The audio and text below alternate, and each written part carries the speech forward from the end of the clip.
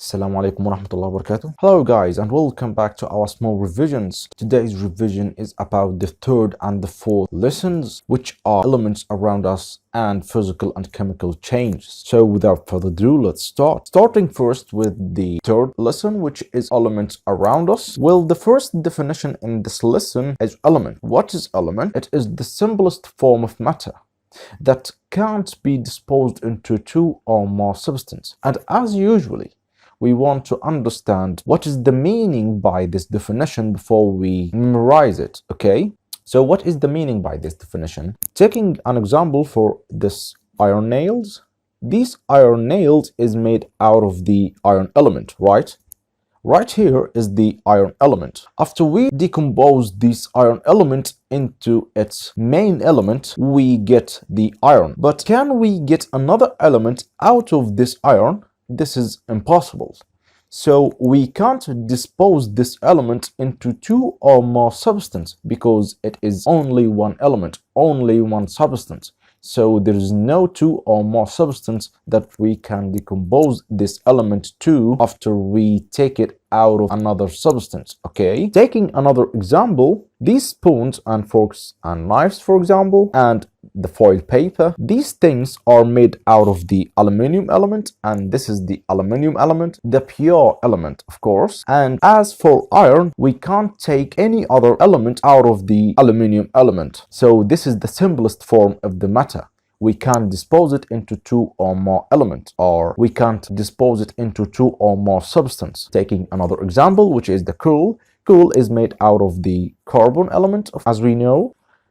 According to the copper wires is made out of the copper element. This is the pure copper element. Taking another example, this jewelry is made out of the gold element. And this type of jewelry is made out of the silver element. And as before, this silver element can be disposed into two or more substances because this is the silver element and this is the pure or the simplest form of the substance. And these types of jewelry, it made out of both gold and silver elements. What about the sulfur element? And we want to differentiate between the sulfur element and the silver element because we will know that sulfur element is non-metal while silver element is metal. So sulfur element is used for making some types of tires and other rubber. And it's used for making the sulfuric acid, which is very important chemical acid. And lead element, it is used for making old pipes, these types of pipes, and used for making new types of pipes like these right here. And it is also used for making some types of painting, but these types of painting very old. Also used in making insecticides, some types of insecticides, and some types of hair dyes. Mercury element, this is the mercury element. It is used for making this thermometers that contain the mercury element. And the phosphorus element is used for making the hits of the matches. Bromine element, it is used for some agriculture insecticides. Okay, classification of elements. We know that elements are classified into metals and non-metals. Good to know that its pronunciation is metals or non-metals, but not metals. This pronunciation is wrong. Metals is a wrong pronunciation. It is metals and non-metals. Okay? So metals are classified into solids and liquids only. There is no gaseous metal. Solids like iron, copper, gold, silver, and another more elements, of course. According to the liquids metal, it is mercury, and it is the only liquid metal that exists. According to the non-metals found in the three states. For solids, there is sulfur, carbon, wood, plastic, and much more elements. Liquids like bromine, and it is like mercury. Bromine is the only liquid non-metal exist. Gaseous state like oxygen, nitrogen, water vapor, and all another gaseous in the light. So what is the properties of metals and non-metals? We have some examples for metals and another examples for non-metals. So metals are shiny as we see here in these pictures, and non-metals are not shiny. The second property is that metals are good conductors of heat while non-metals are bad conductors of heat. Metals are good conductors of electricity while non-metals are not. Metals have high melting point, but non-metals have low melting point. And the last property, that metals are malleable, that is, can be bent, but non-metals can't be bent. They are not malleable. Okay, there is very important note in this lesson, which we will go through them in the shape of questions. This question, of course, is give reason. I know this is the most difficult question for you, but I want you to understand the syllabus, and if you understand the syllabus, you will get through this question with much more ease. Let's go and see the first question. The first question here is give reason why copper is used in making electric wires. So what about this answer right here? Because it is metal. I want you to understand something. Here, the question asked about a manufacturing of electric wires. The question did not ask about some property or metal. So this answer will be wrong. The right answer will be that because it is good conductor of electricity. The question again asked about a specific manufacturing. So the question here want to make sure that you understand why we use the copper in making the electric wires. So this will be the right answer, of course, because it is good conductor of electricity. And the second question is that copper is used in making statues and metallic coins. So what about this answer? Because it is metal, this is wrong answer, because again it asks about manufacturing, not a property for metal. So what about this answer? Because it is good conductor of electricity.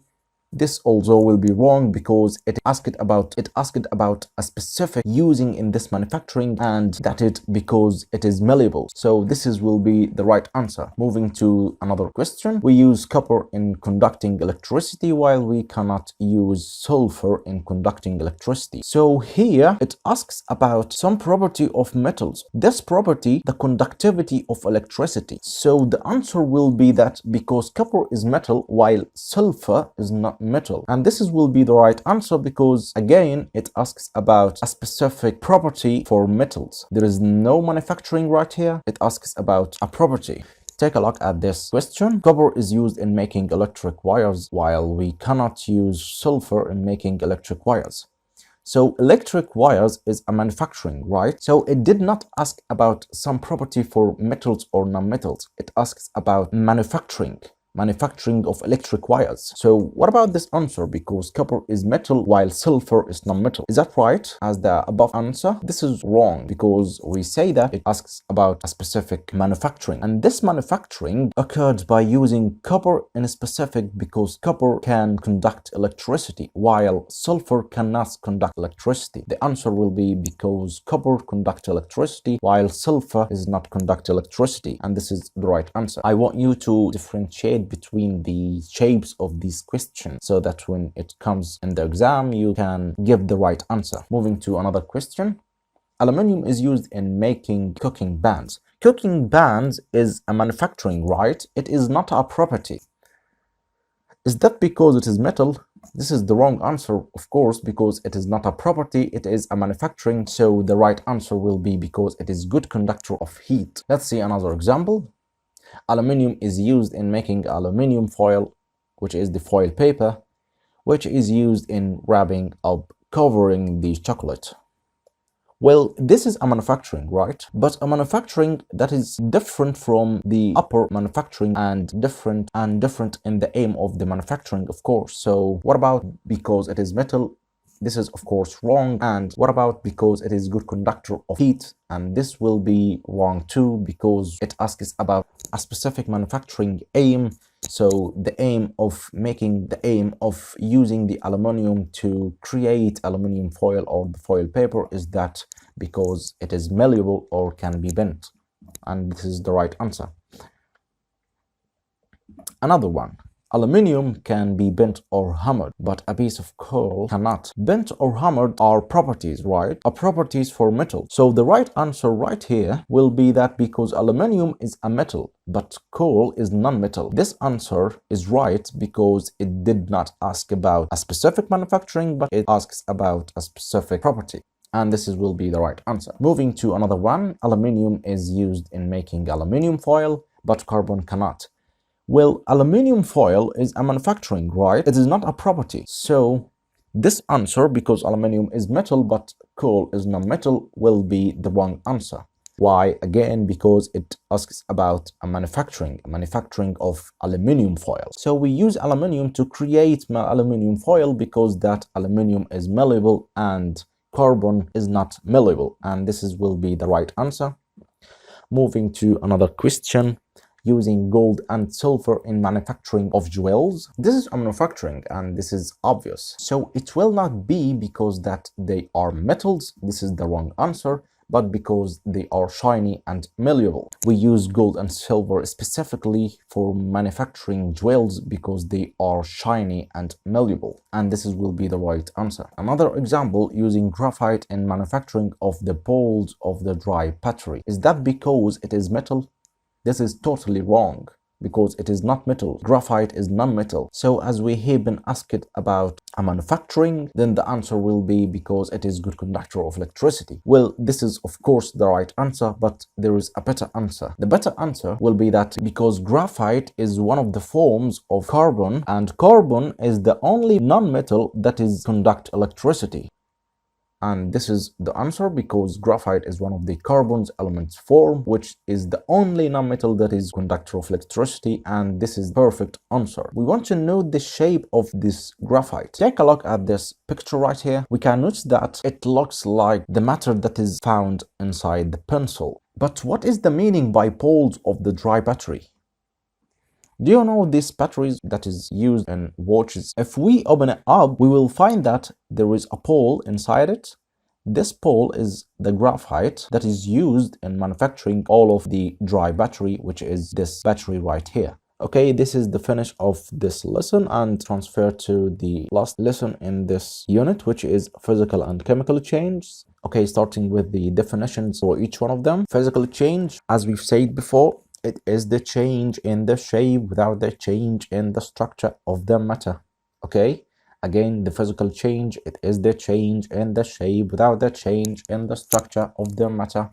Okay, the chemical change, it is the change in the shape and the structure of the matter. So the difference is here, which is and here is without the change, and of course the structure means the properties of the matter. Okay, let's start with the physical change and taking some examples about it. Okay, the first example and the first confusing example, which is making salt solution. I mean, by dissolving some salt in water, this will produce a salt solution. Is that really a physical change? We say that the physical change is a change in the shape without the structure, and we can get the matter back again to its initial shape. Can we get the salt back from the salt solution? Let's figure out in this video right now. This guy right here dissolved some salt in this water, and he poured this water inside this pan, and he boiling right now the water.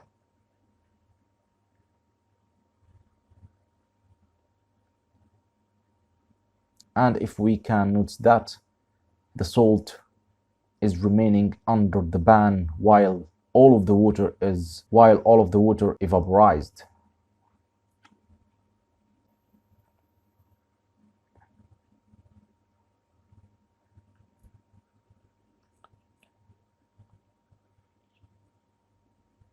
So of course, making salt solution is a physical change because we can get the salt back from the salt solution by boiling the water until all of the water is vaporized. Okay, another example about the physical change is the grinding of sugar. We can of course get this sugar back into this shape right here, which is a cube of sugar. Another example, which is melting of chocolate. And of course, any type of melting will be physical change. Okay, moving to the chemical change. The chemical change, one of the examples of the chemical change is burning of sugar. If we burn the sugar until it reaches to this shape, this will be a chemical change because we cannot get the sugar back out of this substance. Okay, and this is new substance, of course, because the chemical change creates a new substance.